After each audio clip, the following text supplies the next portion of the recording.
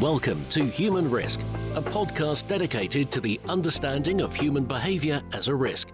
Here's your host, Christian Hunt. Hello and welcome back to the show. Now, on this episode of the Human Risk Podcast, you're going to hear an episode that isn't, because what follows is actually an episode of the Freewheeling Podcast. That's a show hosted by my friend Thomas Ableman. And Thomas spent many years working in the transport industry and now hosts conversations about transport, cities, customer experience, public policy, and more broadly, how we design systems that work for the people who use them. Now, it's always a fascinating show because whilst it often starts with a mode of transport, including my personal favourite, the train, it frequently ends up somewhere much more relevant to this show, talking about human behaviour, which is how I ended up on the show. Now, when Thomas invited me to join him, I assumed that we'd be talking about behavioural science in transport, things like customer experience. But instead, the conversation was prompted by a complaint from one of his listeners. In fact, not just any listener, his most important listener, Thomas's mum. And what follows is a discussion about a surprisingly common problem, why it's difficult to solve, what behavioural science might have to say about it.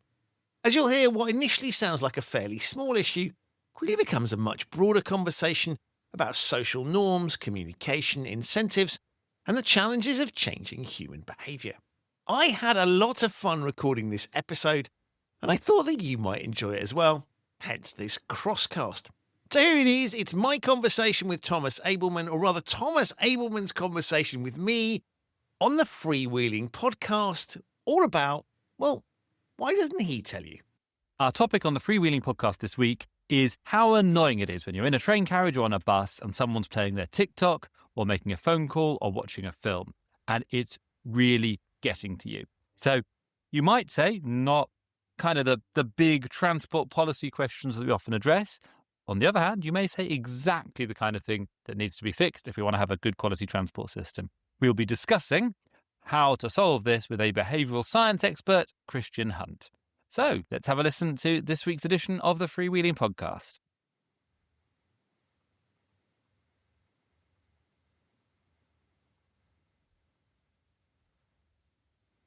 Welcome to the podcast for transport changemakers. In partnership with Interchange, we bring you fresh voices, new ideas, and unconventional thinking. So let's get started now with this week's edition of the Freewheeling Podcast.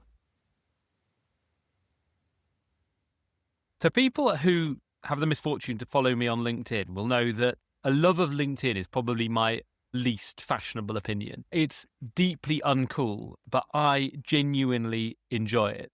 And it's the handful of people like my guest today that make it so enjoyable. Because amid all the AI slop and the photos of people in meetings, there is Christian Hunt, who always has something surprising, interesting, that stops you scrolling. He is not a transport person. He was a banker originally.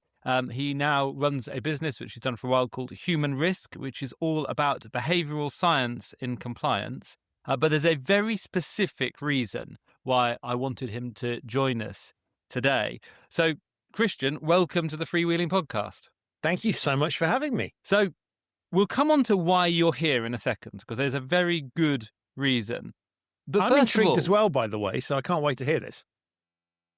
You'll hear it is actually very important. It's probably the most important single episode that I have recorded to date. But we'll come on to that. But first of all, the whole premise of your business I find absolutely fascinating because it's something that is both obvious, but until you have it explained, not intuitive.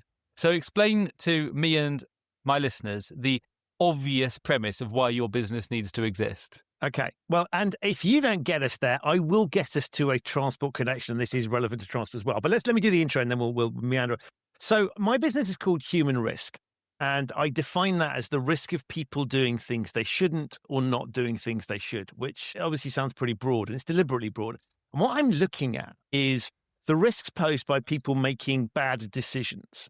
And if we look at when things go wrong within organizations, there is always a human component involved, either causing the problem or making it worse by the way people react or don't react. And so I'm looking in the topic of human risk to say humans are our greatest asset. They're also potentially the greatest liability. How can we mitigate that risk? And so I'm looking at everything from people deliberately setting out to commit fraud through to people who are tired and make mistakes, everything in between. So an undesirable outcome as a result of human decision making. And the way that typically we have looked at that is very logical, where we say things like, well, we told them not to do that. We put it in a policy. We've trained them on this thing, so they won't do it. But we know in reality that is not how humans behave. So what I'm doing is bringing behavioral science, i.e. the understanding of how humans actually make decisions, and a little bit of creativity and other things into the mix to say that if you really want to mitigate human risk, in other words, achieve compliance, ethical outcomes, health and safety outcomes, whatever you want, wouldn't it be a good idea to understand these creatures that you are trying to influence? And so that's the mission that I'm on.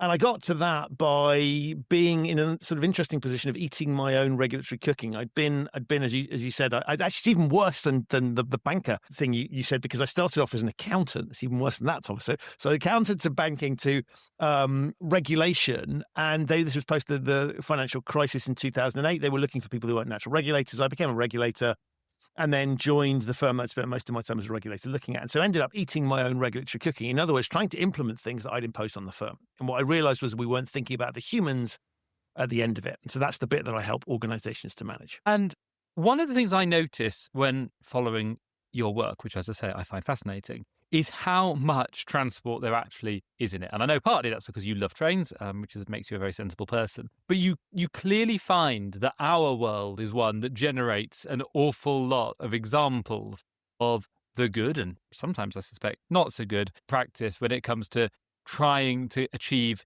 outcomes through humans. What is it about transport that keeps drawing your attention? Well, you're right. So I divide my time between London and Munich, and I do that journey by train very frequently. So I find myself in the company of Deutsche Bahn and Eurostar very, very frequently. And so it's something that sort of is a key part of my lived experience. The first reason to say is that I probably spend a lot more. And in fact, I even do train journeys sometimes just to have a mobile office, going to interesting places and use the journey as the point of the thing. And so it's an environment that I sort of have time to experience, and I spot lots of things. I think it's also great for people watching, so you can see when there's a tension between a desired outcome and the realities of human behavior. I think it's also an environment where there are lots of attempts to influence people for good and less good reasons. The good reasons would be safety, getting people onto the right trains or planes or whatever, which would pick your method of transport.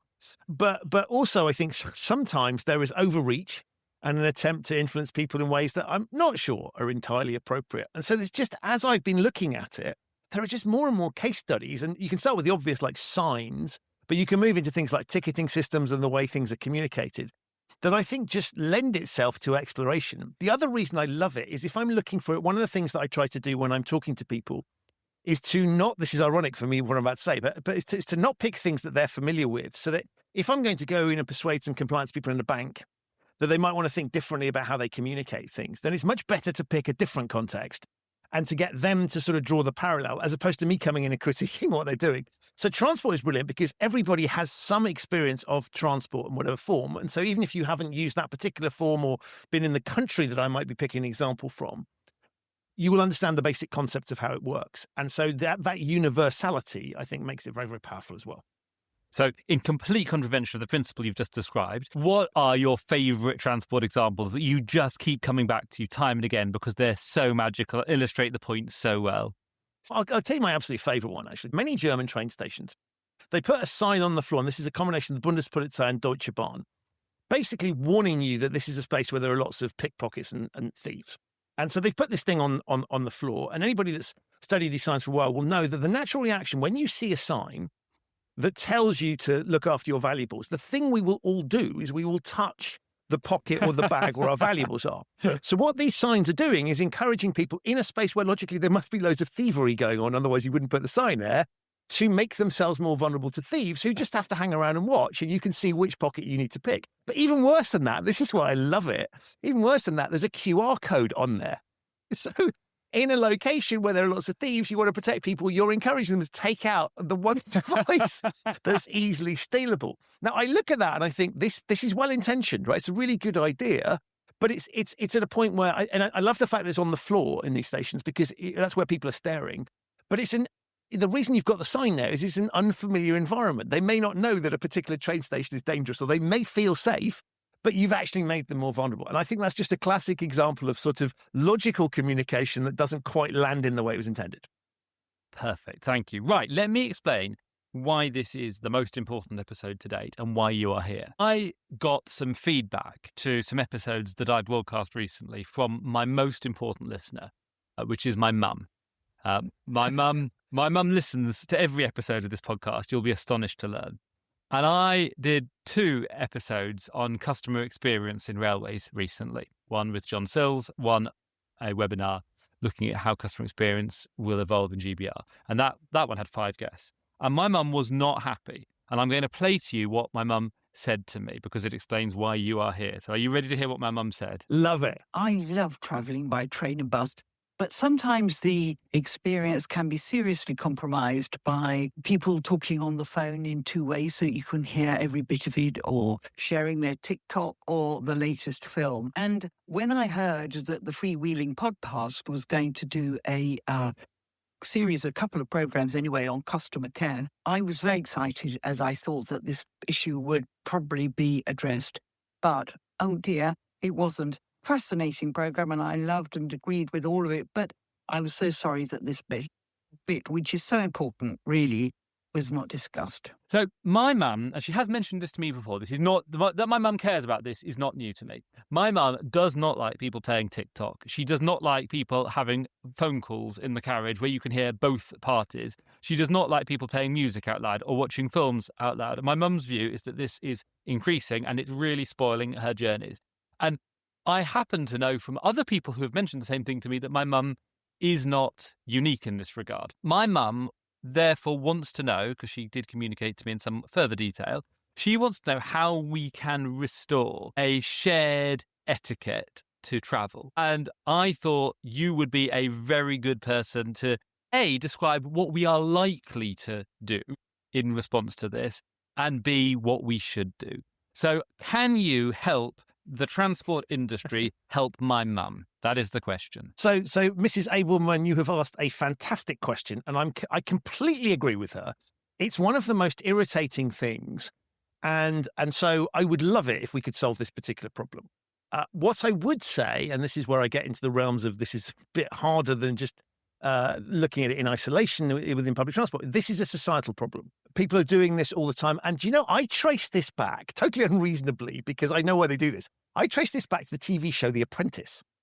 Because I think when they do those shots of them sort of sitting in a cab, and in order to get both sides of the phone conversation, you got them to do the calls on speakerphones. Now, I think they were using Nokia phones originally, which suggests this predates this TikTok problem. But nonetheless, I blame that show for sort of normalizing the idea that it was okay to do that. But I'm quite happy to blame Alan Sugar for everything, and especially if they started it with Donald Trump. I'm really happy to blame Donald Trump for this.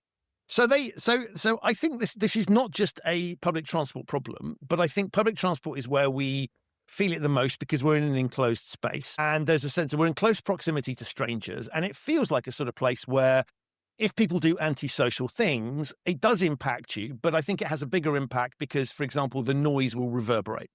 So if you discovered this, if somebody were doing it in the supermarket, chances are they would move away from you, or on the street, you wouldn't be in that same contained environment with them. So I think it's a problem that exists outside, but I think it's a problem that's made worse by the acoustics in the environment and the nature of the environment and the fact that we're there for a prolonged period of time. We can't escape, all those sorts of things. And therefore it comes with a degree of selfishness associated with it. And I think that dynamic also makes it worse because we are subject to something we don't want to listen to. And we just think, well, why do they think that's okay? Now, unfortunately, as I've been racking my brains around this, I don't think there's anything that can be done to make me think it's okay. Because I think if the circumstances were such that it was necessary, for example, there was some sort of emergency that required a call to be made, I think I'd be sympathetic to that and it would be happening on an infrequent basis. When it comes to somebody watching TikToks, and generally speaking, I think the other thing we find is that as people are doing it, we will probably be more aware of the content that we don't like. So if it happened to be music that we liked, or I don't know, a conversation that was particularly fascinating, or something, comedy show that we might be more forgiving for content than it's not. So I think we have to sort of try and solve the root cause of the problem, which is humans, and this is to your point, why I'm here, right? Humans doing something we don't want them to do that's generally antisocial. So the question then becomes is why are they doing it? And I would suggest that they're not suddenly getting into public transport and thinking, oh, here's a space where this is acceptable. They're doing it, and we know this from the evidence around us, they're doing it wherever. That is what they do. And so sometimes the reason the loudspeaker is on is because they want to share it with their friends, and it sort of becomes a communal experience. It's almost like they're gathering around the TV set back in the day, but they're gathering around the mobile phone screen to share something. So there's a sort of there's almost a pro-social argument around that. It's antisocial for everybody else. There are other people who I think haven't got any consideration for anybody else and kind of don't care, or maybe have never thought about it. And because it's what they do and what their friends do, they've never thought about the impact it has on other people. So I think what we really need to do is to sort of try to point this out to them. Now, the risk of pointing something out to people is that they may react against that. They may not like being told not to do something. And one of the challenges that we have whenever we put rules in place, particularly rules that feel restrictive, where I'm prevented from doing something I feel I ought to be able to do or I'm entitled to do, that becomes problematic and people resist against that. And actually you can find something called reactance, which is where people deliberately continue to do what they're doing but make it worse. So in the example that we're talking about here, you would put the volume of the phone up even louder or sit even more closely or find some even more obnoxious content to irritate the person that's there. So I think awareness is definitely worth trying. It may well be that people have not considered it, and it may be that they are persuadable that it's a bad idea. But my suspicion is that in many cases, they are just going to assume it's perfectly normal, and therefore you're taking their rights away from them. So I think what Mrs. Ableman has unfortunately stumbled across is not an insoluble problem, but I think one we have to recognize is very, very tough. We're up against a perception that this is their right to be able to do that because this is what they do everywhere else. I think it is worth saying something if you feel safe to do so, but I recognize that's a privilege afforded to me, and it's a risk-taking strategy.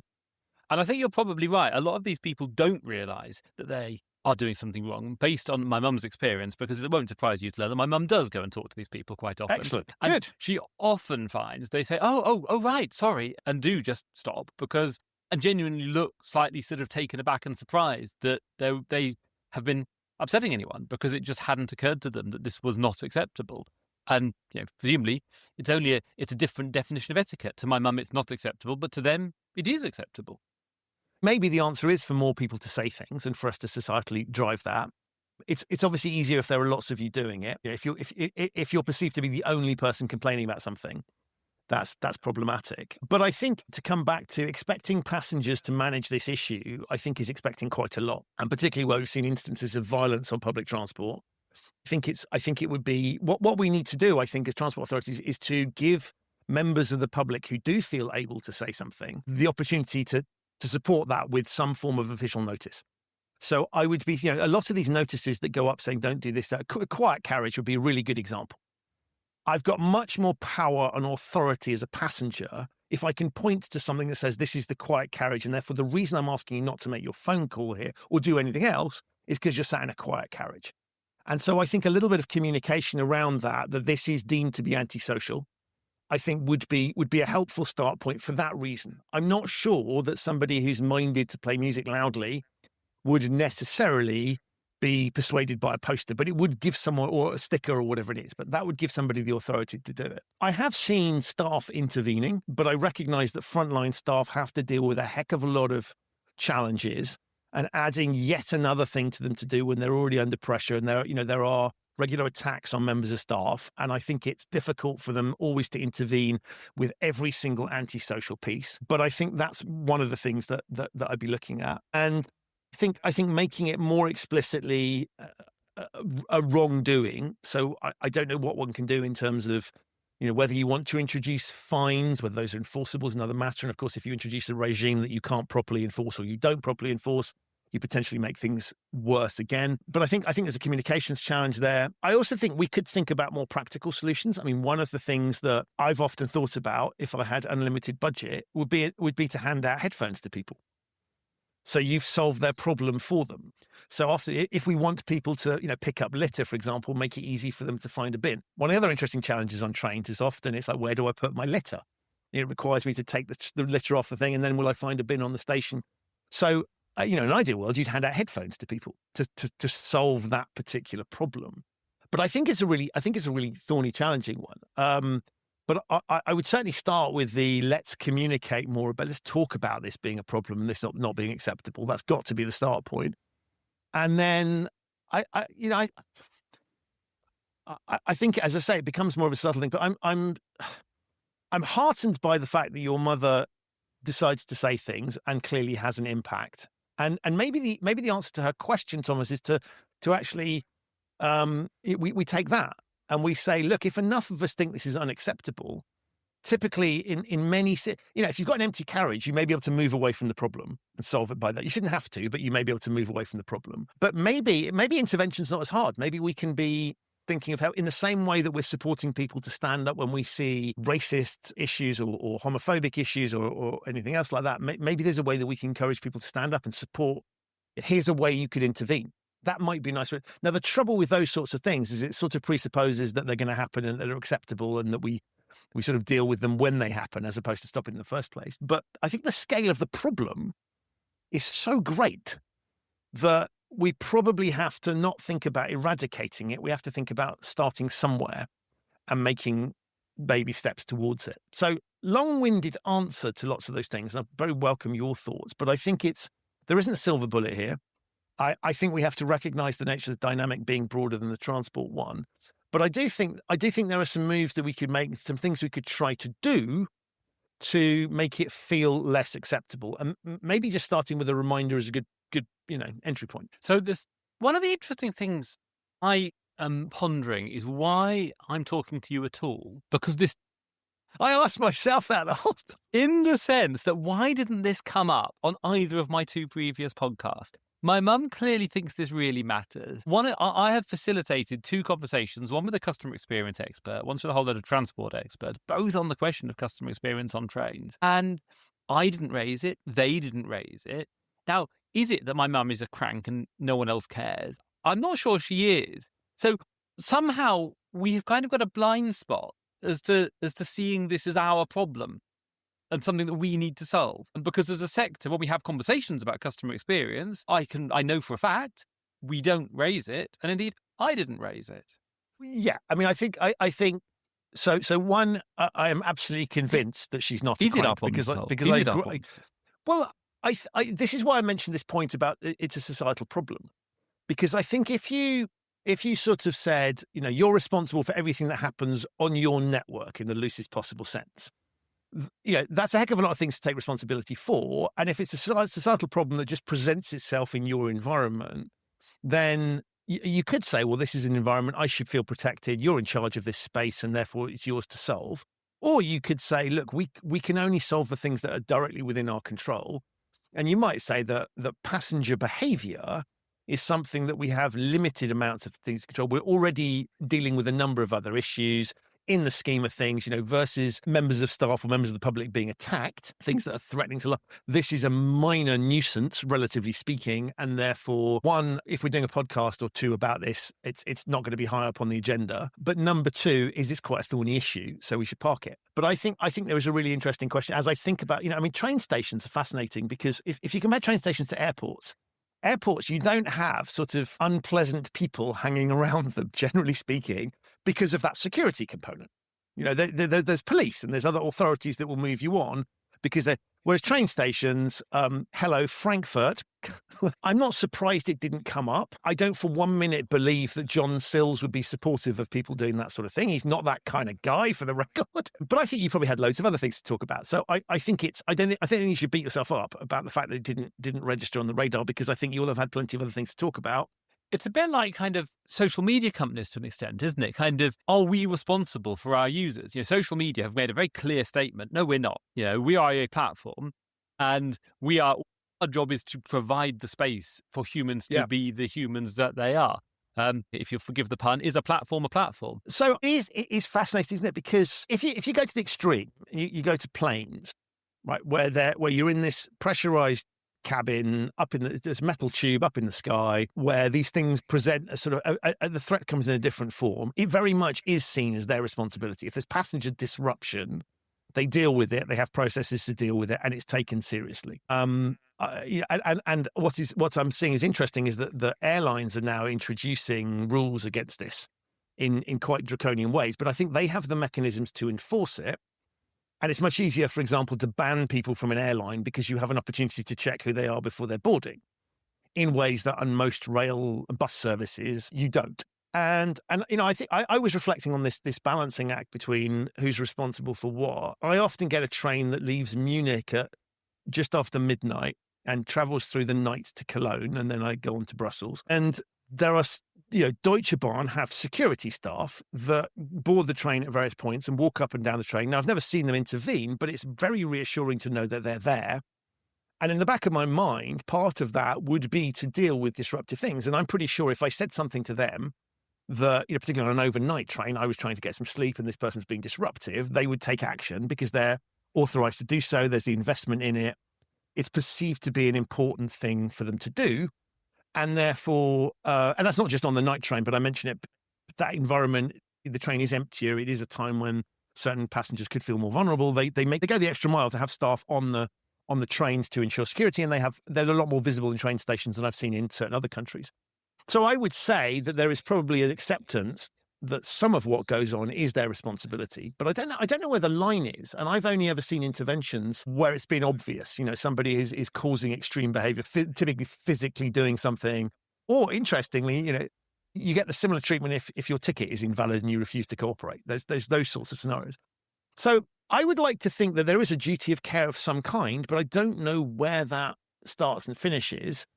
And I think it's very, very difficult to codify it, because you would end up with and you might say, well, they love that in Germany, right? They love a huge amount of rules and difficult codification. But this feels to me something like that is disruptive enough, particularly on longer journeys, to ruin the experience.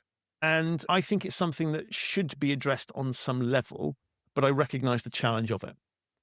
So let me give you a few quick fire thoughts from my mum, because she did email me a list of things that she thinks should happen. So here are some things that my mum would like to happen. Give me your, as a behavioural science in compliance person, your perspective on some of these. So larger signage and more clear and emphatic voiceovers. Should we have those? Yeah, I see no. Would it solve the problem? Not sure. But is it helpful towards moving us into a world where people are at least aware? And I think what's interesting about the techniques there is, one is that it would give her the ability to intervene. It means you can't be unaware then. And I think one of the things that's really interesting in the compliance context is you might do things to make it more obvious what the right thing and the wrong thing is, not so that it actually persuades people, but so that you can then, if you want to enforce against them, you know that they're doing it knowingly, right? This is willful non-compliance. And so I think it would have a benefit for that. I suspect it would be useful, and it doesn't cost very much to do, and we're already communicated by in that particular mechanism. So I'm in favor of that. Why not? And the question, the one thing I would say is there's always this sort of thing about bigger posters, louder, that kind of thing. That is a sort of a classic response to it. Sometimes it's worth thinking more creatively about it. And so I wonder whether I would be pushing to the louder announcement thing, and I might be thinking about doing something like demonstrating how irritating it is. And that's where my classical music example might come in, where you could say, actually, let's play some classical music really loudly, or do an ad, or maybe you do a social media campaign.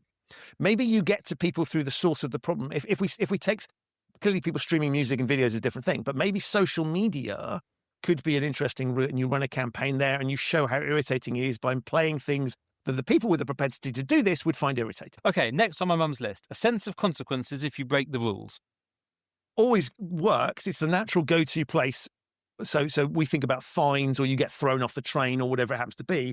I think the challenge with that is enforcement. If you can't enforce it and you make a big song and dance about it, people start to think the authority is a little bit of a joke. And so the risk there is, if you don't have the enforcement mechanisms, then people might not take it seriously, and they might think you're just sort of threatening them, but you're never going to carry through with it. And that can make things worse. So I would say, if you're going to do that, then you also need to demonstrate to people that there is a likelihood of getting caught. And therefore we need stories about people getting caught and being fined for these particular, or thrown off trains, or whatever it happens to be. I think just saying it on its own without people having a real sense that it has bite could make things worse. Okay, so that's why plane companies can do that, but train companies can't, basically, Yes. for the reasons you said a minute ago. Okay, next, the spelling out of the etiquette. Yeah, I think that there could be something, you could play with that quite nicely. There's that etiquette guy, William Hanson, who's on social media a lot. Now, I find him slightly irritating because it's kind of a lot of the things that he purports to say are important are just, it's the way we've always done things.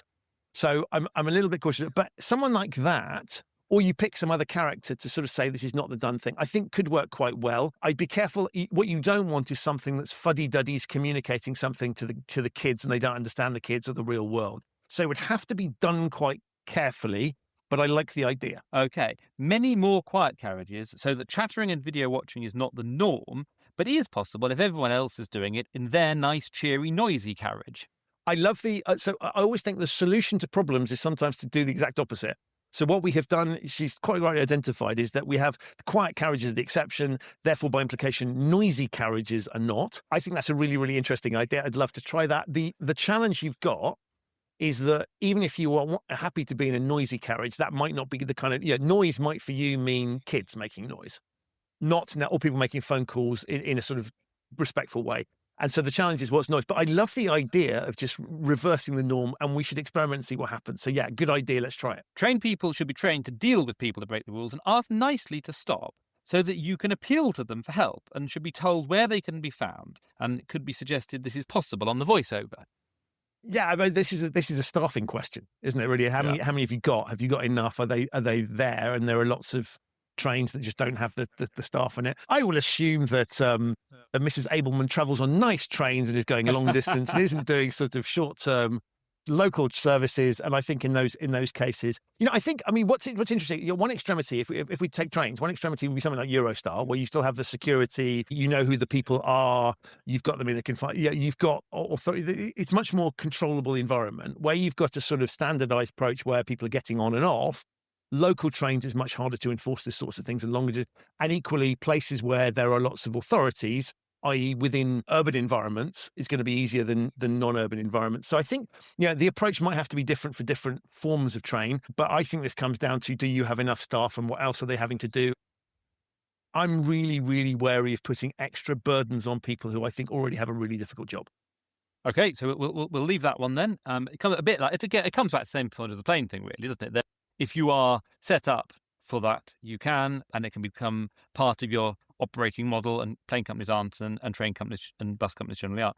She then did come up, the next one was cheap as chips headphones, so that people have a choice to continue in a civilized way and are not punished by not being allowed to listen to their program. So your idea of handing out cheap headphones is one that yes, the only issue with that is logistical, because lots of people, there's a variety now, because of some phones don't have headphone sockets. Yeah. So you need to think about that. So, not everybody has Bluetooth. So there's a few things to think through there, but it is relatively cheap to do those things. And I like the idea of saying to people, here's an acceptable way for you to do what you're trying to do, as opposed to unacceptable. Actually, one of the things you could do, I've just thought, is rather than having a noisy carriage, we have a playing devices carriage, right? Literally be very specific around that thing. And you could create, right, you can book seats in the do what the hell you want carriage. I wouldn't call it that because that would lead to other consequences, right? And so maybe rather than turning around and sort of the limit could be on, yes, you can do it, but you can only do it in this environment. We only sell a certain number of seats on that service. So if you're not in that thing, that might make it more enforceable as well. But headphones, I love the idea. I think it's just logistically challenging because of the connectivity with phones. Imagine everybody had headset sockets, or there was a technological solution. I love that idea. And with hand them out with a nice little note, I think that could have a really powerful effect.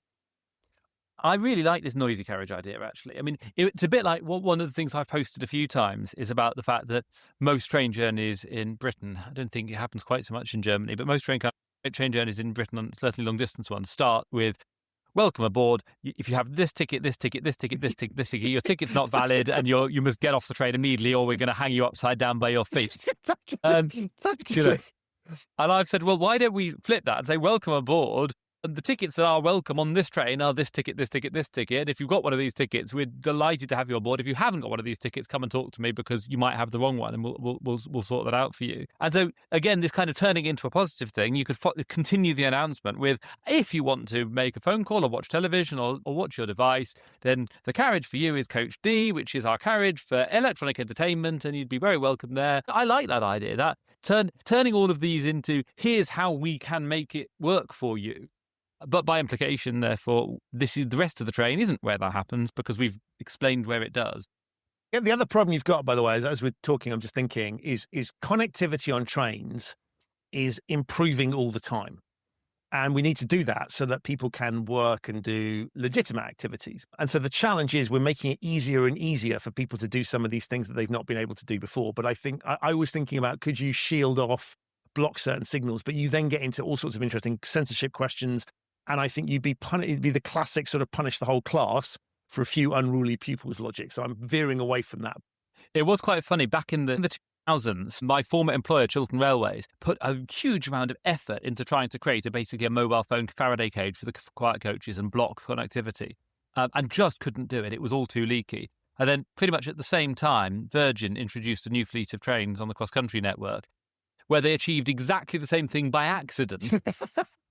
And mobile signals didn't work in any of the carriages on the train, which was quite entertaining. Okay, so I think we're getting something here. So we're going to flip it from having a quiet carriage to having an electronic entertainment carriage. We're going to have a social media campaign where we show people being played Bach that they don't want to hear while traveling. Now, let's come back to the signs and loud announcements, because I can hear a lot of people saying, hold on, we already have too many signs. We already have too many announcements. It's always the default response. Whenever there's a problem on put up a sign, make an announcement. I actually can see, and I might love, by the way, I used to be commercial director of Chiltern Railways. I spent my entire life fighting my colleagues. I spent 7 years. My job was basically 90% of my job was fighting my colleagues, because whenever there was a problem, the solution was put up a sign and make an announcement. And the vast majority of the time, it was the wrong solution. Yes. I actually think it might on this occasion not be the wrong solution, because even though it might not have much effect, at least it shows my mum that someone cares. And that has value in its own right. I absolutely agree. And I think one of the things it's worth thinking about with communications is, and that was back to the point earlier about signaling social norms to people that are respecting them. I think it's really interesting. If you see lots of other people doing something you think is unacceptable, you kind of go, is it just me? Why is this deemed to be acceptable? And so the audience for something, and I talk a lot about compliance theatre, where sometimes we are communicating to one audience, but actually we're pretending to communicate to another. And so you send you create something that's there for a certain audience to reassure them. So you would not have targeted it at your mum and go, dear Mrs. Ableman and the like, right? It's like, you're quite right. It's disgraceful, but you'd be sending exactly that signal. So I think that's clever. I agree with you entirely about the default thing. And there is a little bit of saturation. And one of the things that is deeply irritating, it's almost as irritating actually as people on the phone, is you get on a train and it's like, here's another bloody announcement about some other thing that's utterly irrelevant. And we are now, and I love that they do this, but it's also travel cross-border in Europe and you'll get the announcement in X number of languages, or, that's just sort of another thing that we need to be aware of, and that they've run out of cupcakes in the buffet car and all these sorts of things. So there is absolutely an overload point. I think there are other places that we can put interesting messages. So if we think about, rather than communication being the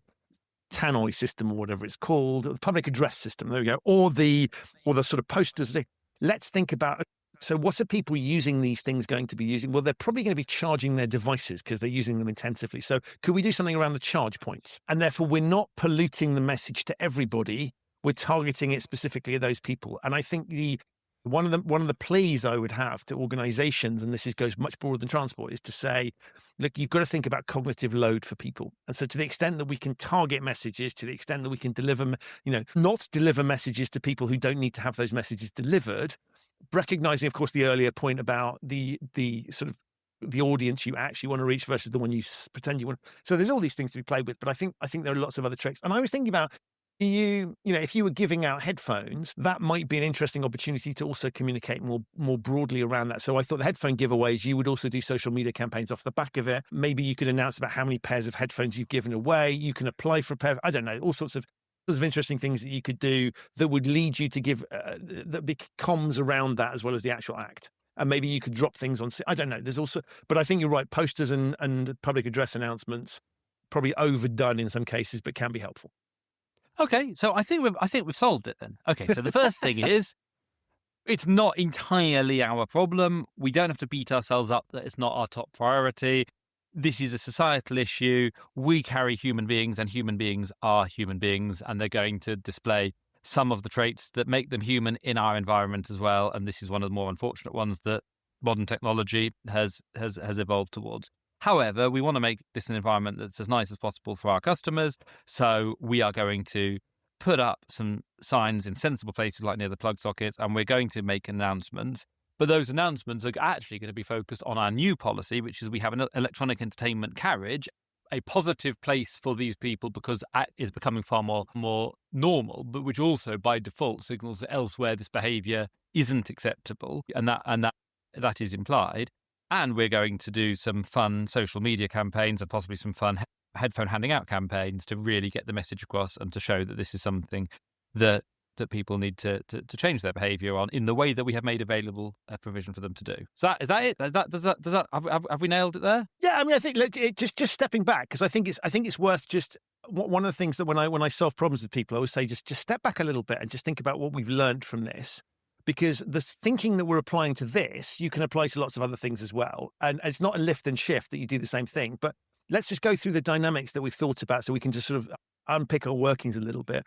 We've thought about counterintuitive ideas. So we've reversed the normal presumption about quiet carriage versus noisy carriage. We've thought about the people. What is the root cause of the problem here? Why are people doing it? What is it we can do to, there will be a reason that they're doing it. So we need to remove that reason. We've thought about, can we change people's perception towards this? In other words, allow the activity to continue, but we frame it in a slightly different way. And we've recognized that certain communication channels are more effective than others, and therefore we ought to think cleverly about that. So as you start to unpick the solutions that we've come up with, one of the things I would always encourage people to do is to say these are building blocks, and you might want to use the building block in completely the opposite way in a different context. But if we start to think in behavioral terms, suddenly the toolkit that becomes available. So I was really struck by your comment about, the solution is always another poster or another announcement. One of the things I try and encourage people to do is if you think behaviorally, your toolkit gets much, much, much bigger because you can start to do things that are counterintuitive, potentially silly. And the reason we can think in those terms is we don't know what is going to work and what isn't. We're dealing with human beings here. And so what we need to do is we need to go out there and try these things and test them out. And so it's okay to have crazy ideas, and providing we can contain the experiment, and maybe we talk about the experiment. And actually, by the way, the final thing we've missed is talking to the people who do it. So Mrs. Ableman's surveys, which she's not setting out to do so, but she, the sort of like, oh, I'm sorry, I didn't realize type thing. Well, actually, why don't we go and talk to people doing it? And rather than having surveys about people getting on the train going, which station did you get off at? Can I ask you a question? How was your journey today? Did you like the coffee? And all those sorts of surveys. Why don't we have some people walk down the carriage and go, let's find people and just go, can I just ask you why you're doing that? Right? What is it that, let's find out. Let's ask them the question. And that may in itself act as a thing to sort of jolt people. So I think there's lots of techniques that we could deploy. We'd have to try those things out. But I always encourage people to think about not just to sort of go, here's the solution, but what was the logic and what was the behavioral thinking behind it? Because that's useful to understand. Well, I really hope somewhere there is a podcast about beaches, because I'm not remotely as bothered about people doing this on trains. The one that really gets to me is when I get to the beach and there is someone with a stereo system blasting out R&B, filling the entire beach so you can't even hear the waves. So I can live with this, but anything that we apply here, I hope we can then lift and shift straight onto the beach. So if there's a beaches podcast, please can you deal with this issue for the beach industry, whatever that looks like. That'll be a fascinating show. Almost certain there will be something where that conversation will be relevant. Yeah. But there will be somewhere. Christian Hunt, Human Risk, thank you so much for solving my mum's biggest problem for me. I really appreciate it. Thank you so much. And greetings to Mrs. Ableman. You are onto something. Keep doing what you do. I agree with you entirely. Thanks so much. Bye-bye. Thank you so much to my guest, Christian Hunt of Human Risk. And he's also written a book, which you can buy. Thank you very much to you for listening. Maybe you've written a book too. Do give us a rate and review if you like the series. I will be back with another edition next week. And above all, I hope my mum was happy with this. I am certain to find out. Goodbye. So that's it for this episode of the Human Risk Podcast, or rather the Freewheeling Podcast. I hope you enjoyed that conversation as much as I did having it. My huge thanks again to Thomas Ableman for inviting me onto his show. And of course, to his mum, Mrs. Ableman, for providing the inspiration for the episode in the first place. The themes that we talked about are things that regularly come up in the work that I do, so I think this is a really interesting example of how one can apply behavioural science to try and solve a challenging problem. If you'd like to hear more from Thomas, I encourage you to check out the Freewheeling Podcast. There's a link to that in the show notes. As for the Human Risk Podcast, well, that'll be back very, very soon, so just stay subscribed to wherever you found this, and you'll get the next episodes delivered to you. Until then, stay safe, stay curious, and thank you so much for listening.